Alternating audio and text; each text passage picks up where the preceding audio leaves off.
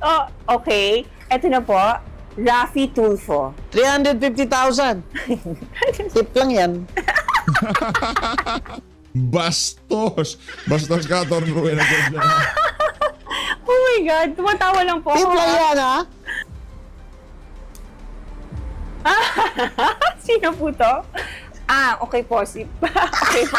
Si BBM.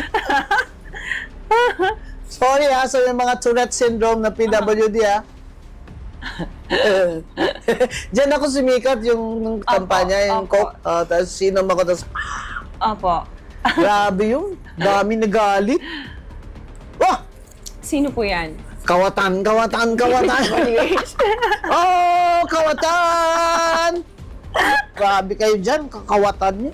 Walang katapusang kawatan. Uy, gwapo to. Sino po? Yan. Robin Padilla, Opo. Ano po masasabi niyo sa gwapo? Pero ano, may courage, ha? Opo. May will din po, no? Oo, Kahit may paano. courage, ha? Opo. Akala ko nga nun, artista lang yun. Papik mo na. Rodrigo Duterte. Bongga. Duterte pa rin. Grabe talaga. What? Kahit anong masabi nyo sa kanya, ayaw nyo sa kanya, ano yan. This man, Rodrigo Duterte, has a charisma that is unparalleled. Pero ang charisma niya, sa masa, hindi sa elite. Opo, opo. I think he came at a time when the Filipinos were so tired of elitist politicians.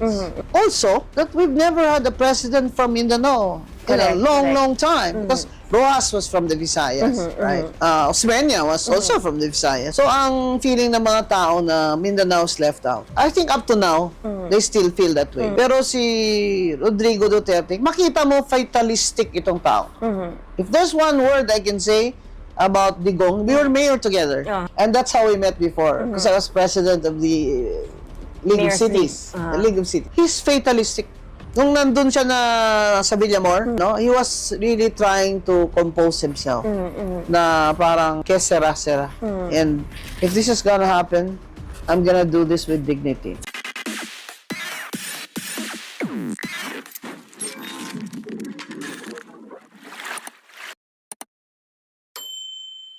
Punta na ho tayo dito kay ang tawag dito kay Atty. Rowena Gonzon. Interview ho niya ito kay Aiko Melendez. Yung part 2 na ito, yung part 1 hindi ho natin napanood, pero mas okay itong part 2 kasi malupit itong mga birada dito ni Atty. Rowena Gonzon. So, ang sino kandidato nila? Trillanes is throwing this Marcos Rizal Intiveros Yes, Alliance. yes. Kain suka talaga. Suka kain. Pero I was just meeting kanina with mga dilawan ko na friends na dati mga kaliwa kami sa UP, di ba? At saang school sila, ganyan. Generation namin yun 70s. Sabi ko, ano ba itong mga ganyan? Sabi nila, grabe, no, kaya nila yan. Na never again, tapos ngayon, Again and again. ngayon, why not? Ano yan, yung mga hardcore dilawan, wala na rin ho, dismayado ho sila dun sa kanilang mga leader ngayon na nasa politika. Ano yan si Atty. Rowena Gonzon, hardcore dilawan ho yan pero dito sa isa na to, hindi niya na ho nagugustuhan yung mga pinaggagawa ng mga leader ng mga dilawan. Matakin mo, Ralph Recto, never again, galit siya mga Marcos yan. O Risa Hontiveros, meron pang pwesto ang kanyang kapatid sa gabinete. Galit sa mga Marcos yan.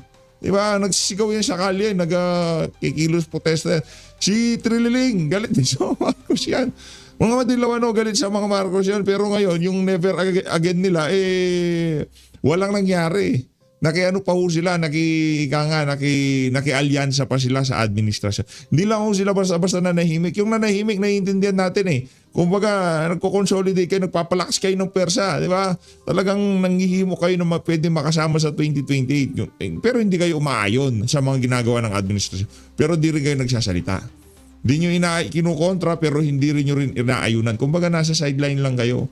Nagpapalakas kayo ng persa habang nagbubugbugan ng mga Marcos at Duterte, pero hindi ho yun ang ginawa nila. Nasilaw ho sila sa pera ni Marcos Jr. Nasilaw ho sila sa mga pwedeng nakawin ni Marcos Jr. at pwede silang ambunan. Kasi may compromise Si Rizal Ontiveros nagko-compromise Correct. Ba? Kaya ayaw ko sa kanya. Sabihin lang, nag-away ba kami? Hindi. Bakit kami nag-away? Hindi naman kami friends. Wala kayong relationship Wala to begin with. Wala Dati nga, Facebook, dinilit ko pa siya. May nagtanong sa akin, bakit ko daw dinilit siya? Komisyoner ako. Nakikipag-Facebook friends ako sa senador. Hindi nga ako na-friends kay Amy sa Facebook eh. Di ba? Hindi pwede Mama yun. Bing, meron kami pinipare ng mga names po dito na Ano bubunutin. nangyari kay Aiko? Ganda-ganda ni Aiko eh. Ano nangyari kay Kung Hun? Balita ako, split na daw itong dalawa na to. Ano nangyari? Ganda-ganda ni Aiko Melendez. Ay, sa bagay, si Kung Hun parang mahina katawan. Di ba? Parang hipan mo lang matutumbay. Hindi, pero ano eh, yung si Kung Hun parang, para sa akin, ang dating sa akin parang ano siya. Parang siguro nakikishare siya sa makeup nitong si Aiko. Ngayon, nahuli siya ni Aiko. Ayun, nag-split sila. Kaya feeling ko lang mahina katawan ni Kung Hun. Hindi niya kayang ibigay yung pagmamahal na hinahanap ni Aiko. Niyo po. Ay, bunot. Oo. Pag bunot niyo po, ang gagawin niyo po, Mama Bing, it's either one-liner o magbibigay kayo ng facial reaction, which is you are known for.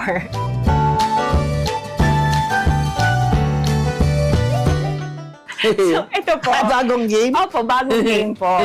Ito po, bunot po kayo kung anong gusto niyo, one word or facial reaction po ang gagawin natin. Oy! Gusto ko yan. Ito po, Corina Sanchez.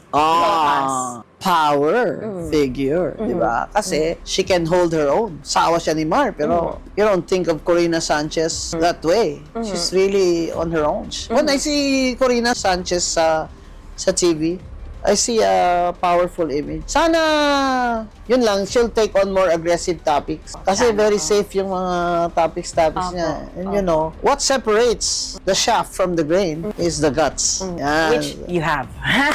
Which she has, I'm sure. But And she's also, not showing it. Corina, Yeah. Next. Ito tayo sa manipis, baka may pera dito. Woo! Oh, okay. Ito na po, Raffy Tulfo. 350,000. Tip lang yan. Bastos! Bastos ka, Torn Ruin. Oh my God, tumatawa lang po Tip ako. lang yan, ha? Sino po to? Okay po. Okay po. Si BBM. Sorry ha, sa mga Tourette syndrome na PWD ha. Diyan ako sumikat yung kampanya, yung opo. Coke. Tapos sino ako, tapos Opo. grabe yung dami nagalit. Wah! Sino po yan? Kawatan. Oh, kawatan! Grabe kayo dyan, kakawatan niyo. Walang katapusang kawatan. Uy, gwapo to. Sino po? Yan. Robin Padilla, Opo. Ano po masasabi niyo sa gwapo? Pero ano, may courage ha? Opo. May will din po, no? Oh, may courage ha? Opo. Akala ko nga nun, pista lang yun.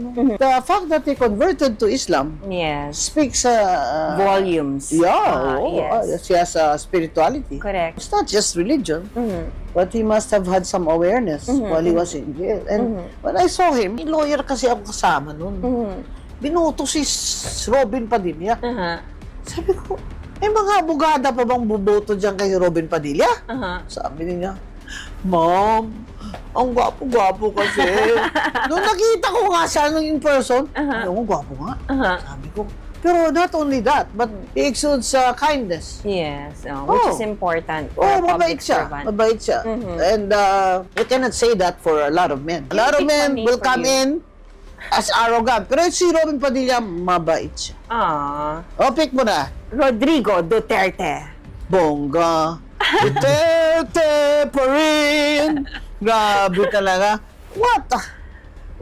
Kahit anong masabi niyo sa kanya, ayaw niyo sa kanya, yan. This man, Rodrigo Duterte, has a charisma that is unparalleled. Pero ang charisma niya sa masa, hindi sa elite. Opo. I think he came at a time when the Filipinos were so tired of elitist politicians. Also, that we've never had a president from Mindanao in a Correct, long, correct. long time. Because Rojas was from the Visayas, right? Osmeña was also from the Visayas. So, ang feeling ng mga tao na Mindanao's left out, I think up to now, they still feel that way. Pero si Rodrigo Duterte, makita mo fatalistic itong tao. If there's one word I can say about Digong, we were mayor together. And that's how we met before. Because I was president of the League of Mayor's Cities. League. The League of Cities. He's fatalistic. Nung nandun siya na sa Villamor, no, he was really trying to compose himself. Na parang, que sera. And if this is gonna happen, I'm gonna do this with dignity. Fatalistic siya. Which, pag fatalistic ang tao, you cannot do him a lot of harm. You know, emotionally and all Right, that. right. Kasi, he knows his fate. Mama you know? Bing, tingin niyo mapapauwi pa po siya? I don't think so. Kailangan talagang tapusin yung kaso. Oo, hindi yung motion nila na ma-house arrest siya. I don't think that will be granted. But, again, Filipino politics God forbid, pag namatay si Digong, President Digong sa Hague, panalo na si Sara. Pag nakauwi naman, panalo din si Sara. Ano to, wala ho talaga mga kababayan, kahit sino hong magsabi niya, mag-analisa dyan sa kalagayan na yan nitong si dating Pangulong Rodrigo Duterte, kung ano ang political, ang future nitong si VP Sara, kahit anong mangyari ho mga kababayan, panalo ho si VP. Kahit paano ho paikot-ikutin, panalo ho si VP. Yan ang sigurado ho natin sa 2020.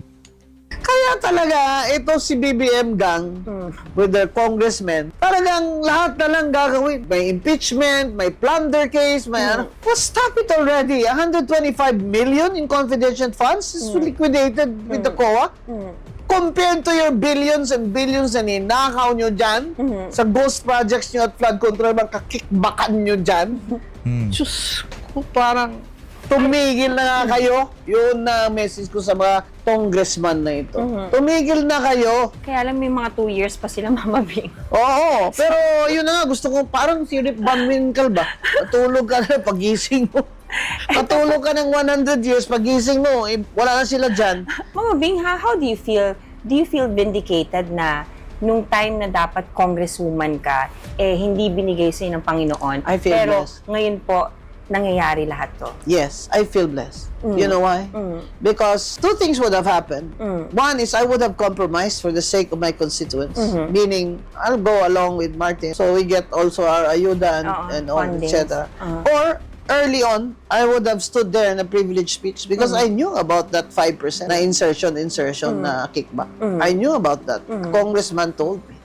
But the best blessing of all is I was spared. Yes. Right. Because, when you become a congressman or congresswoman now, it's no longer a prestigious title, right? I was spared. I was spared precisely so I can do this now. I can call them out. I can call them thieves. If I were congresswoman now, I will not be able to do that so much, right? Pero I'm free. And you're also guided by God. Of course. I always pray before I eat, Yes. before yes. meals, It's before very important sleeping. for a public servant like you to have that, shield from God. And you have to have fear of God. Exactly. I was raised by Christian parents. My father was a Baptist. My mother was a devout Catholic. And I went to Silliman High School, which is an American Presbyterian college. No? Now, the Americans are no longer. But at the time when I was there, the Americans were still there. So, I still worship in both Catholic Church and Yeah. the Protestant churches and born-again churches. So, it's very important that our government leaders have fear of God. To lead the right way and to be in the right path. Kasi yung mga yan, sisimba-simba lang mga yan, pakitang tao. Correct. Dahil hawak-hawak nung Santo Niño, di ba nakakahiya yan? Yes. Kung ako mahihiya talaga ako sa inyo, sayaw-sayaw niyo yung Santo Niño. Buti na lang, hindi kayo sinapak ng Santo Niño. Nung nag-disaster doon sa Cebu, wala kayo doon. Risa! Si Risa Ontiveros yun Galawan galawang kain suka Risa Ontiveros. Kahit paano, yung grupo namin doon, na-discarrel pa nga yung bus namin, jeep na nagdadala ng pagkain Kahit paano kami mga Bisaya, ambag-ambag kami pera para padalan, pati mga OFW. Kahit paano, sila, saan ba kayo nag-ayuda doon? Tapos, sayaw-sayaw kayo. Santo Niño, Ya, kahilas ba? So, Ano Cebuano ba pa, yung pala? hilasa, oy! Ano ba yung sabihin nun? Kaya nga ano kayo? Hilas. Kahilas ba? Last name po. Parang nakakadiri ba? Bong Revilla po. Oy! Wow. Nakita ko. Wow. Yung first word ko talaga na nakita ko siya sa video nung pupunta siya sa Krami. Opo. Wow. Kasi sabi niya, ano ba to? Walang due process. Wala talagang due process po. Sabi niya. Well, kasagot naman siya. Nag-complaint, hindi may complaint. Ito nakita ko yung complaint. NBI versus Senator Bong Revilla, Yusek Bernardo, at sino-sino pa doon. Opo. Tapos itong Yusek Bernardo, gagawin state witness. Correct. Si Bong Revilla ang mastermind. Paano yan siya nag-mastermind na wala naman siyang control doon sa mga Bulacan? Anong control niya doon sa pagbidding? May control ba siya? Wala. Sino may control? Si Bernardo. May control ba siya sa pag-certify na completed ang project? Wala. Sino may control? Si Bernardo.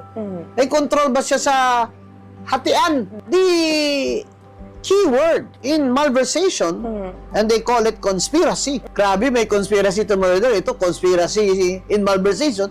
The keyword is control. Diba? Paano siya naging mastermind?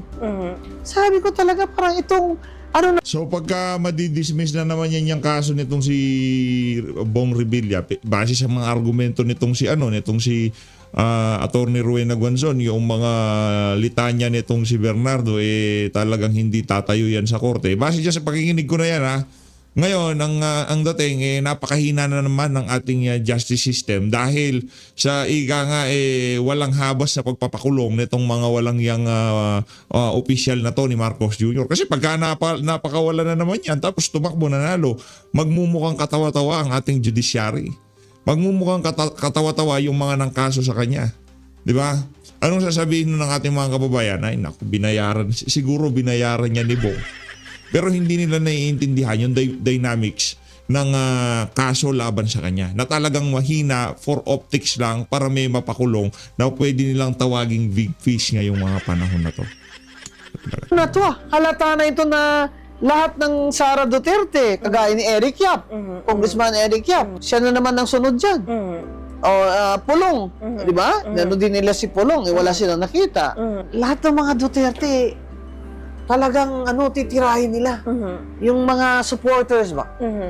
Para So si this is a Sara. never-ending Oh, wow. till 2028 2 po. years. And yet you see, look at Sara Duterte, just playing with the kids, and Yes. opening her Kasi package from naglinis Shopee. Yeah, You know? naglinis sa dagat po. Yeah. Going around every provinces. And so the question is, sino ang kandidato na makakakonect sa tao? People identify with her. Kasi kunyampo, I'll give you an image. Kung si John Vic Rimulya, candidate for president, will pick up a child who has Down syndrome. Di ba sasabihin mo, napaka-contrived naman ito. Photo ops lang to, di ba? Kasi hindi naman yan talaga mahilig sa bata eh. Alam ko may bata din siya. Nakakaloka. John Vic, bawal pikon ha. Pero si Sara Duterte, picture this in the campaign. She picks up a child with Down syndrome. Nanay siya eh. And you will feel. Relatable po. Yes. Opo. That's the difference. So now, guol na guol ba kung sa Bisaya pa itong mga BBM gang na ito? Kasi wala silang kandidato. Papa-impeach nila, papa-plunder nila, pa-disqualify nila, kung ano-ano na lang. Lalo naman nagagalit ang mga tao. Sa atin naman, kung di kanyang gusto nyo, eleksyonin natin. Bakit? Pwede ba snap election na lang? Di ba? Pero snap election now na. Opo. As in next month. Kaso wala na pong pondo po. Paano po yun? Yun lang.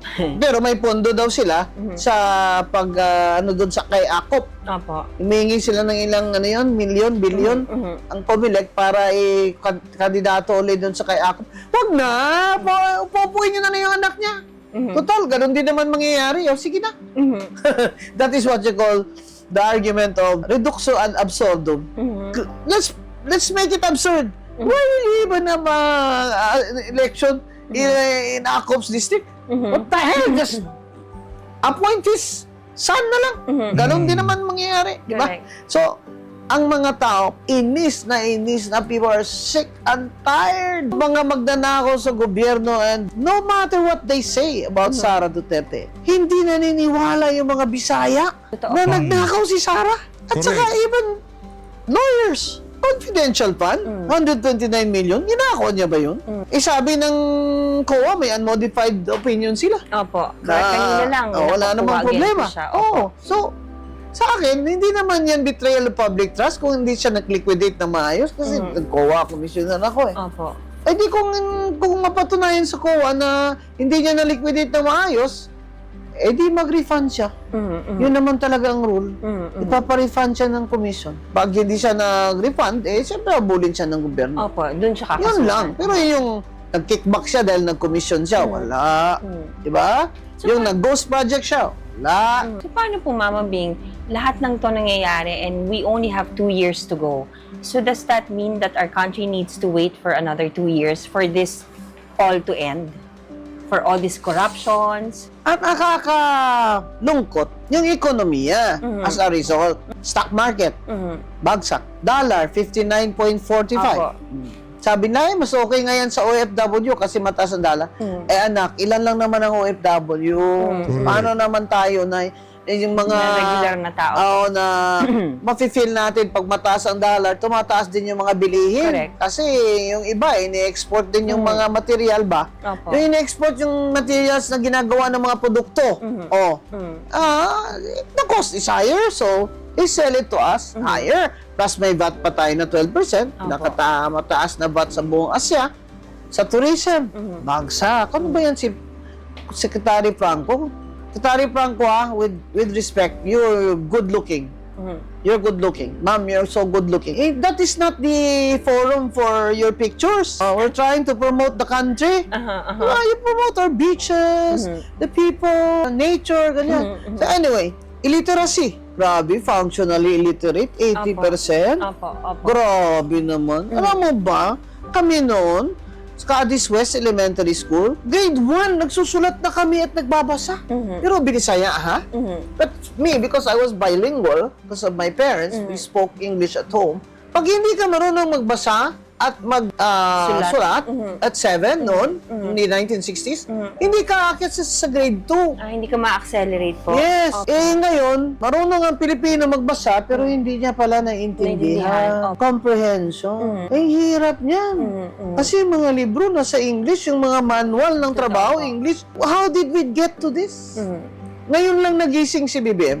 All of a sudden, papunta na tayo sa bagong Pilipinas. So, Talaga to si BBM, oh. Pati doon sa United Arab Emirates, ubo-ubo na lang siya eh. Papunta na tayo sa bagong Pilipinas. Ay, bakit? Saan po ba tayo pupunta? Ha? Magmamigrate na ba kami? Ha? Lunod na ba kami sa utang at mag-exodus na kami? Saan ba tayo pupunta? Hindi kami sasama sa iyo. Ikaw lang. Diba? Kaabi ka. Nakakumunoy na nga eh. Yan na kami sa Kumunoy, oh. Ang solusyon niya lang, pupunta tayo sa bagong Pilipinas. Grabe naman to. Tingnan talaga ni BBM sa atin. Gaga na talaga tayo. Tanga na talaga tayo. Yan na masakit sa akin. Ganito na ang problema. Alam na nila na ganyan kalala ang problema. Bibigyan lang tayo ng solusyon na piecemeal. yun. Oo. Inspection siya ng water purifier doon sa province ko. Parang gago ka doon. Water purifier na barangay project, nandun ang presidente, gano'n. May bagong eroplano ng Philippine Airlines. Gano'n siya. Bakit? Ikaw bang, ano ba yan? Credit mo ba yan na may bagong eroplano? Naka-discover ng more gas sa Malambaya 2. Opo. Bakit? Ikaw ba nag-discover? Bakit ikaw nag-report niyan? Korporasyon yung nag-discover niyan? Ano ba? Alam mo kung minsan naiiyak na lang ako, kaya ako minsan at night, and I don't tell this, I cry silently when I pray. Because like many people, lalo na the poor, feeling ko another 2 years. Yeah. Diba? Parang, Wala nang hope. ayoko naman mangyari na babagsak talaga ang ekonomiya. For the United States and other countries to say, di ba what happened to Ferdinand Marcos when the United States, America said, you better have a snap election because hindi na kaya. Di ba? Ang mga tao nyo, they're protesting every day and these human rights violations, di ba? And the deficit. Ngayon, what do you have? You have a deficit budget every year that BBM and his cohorts in Congress. We have a deficit budget So, Mama na Bing, nakawin pa. We are a poor country. Meaning, ang ginagastos, sobrang-sobra ng trilyon-trilyon Apo. sa gagana rin o income ng Pilipinas. Diba? Na nakawin pa nila Apo. ang 30%. Wala ng creation of new jobs because foreign direct investment bagsak by 40.5. Alam mo ba ang foreign direct, tinihanap ko yun sa ng NEDA. Ang foreign direct investment, $500 million na lang from $6 billion sa time ni Digong. Siguro more pa sa time ni Pinoy. Pag walang kapital na bago, walang mag-i-invest, wala nang trabaho. Opo. Nafe-feel na ng mga tao ngayon. Dati sabi nila, kahit sino naman presidente dyan, magnanakaw, so it doesn't matter to us. O ngayon, nafe-feel na ng mga tao.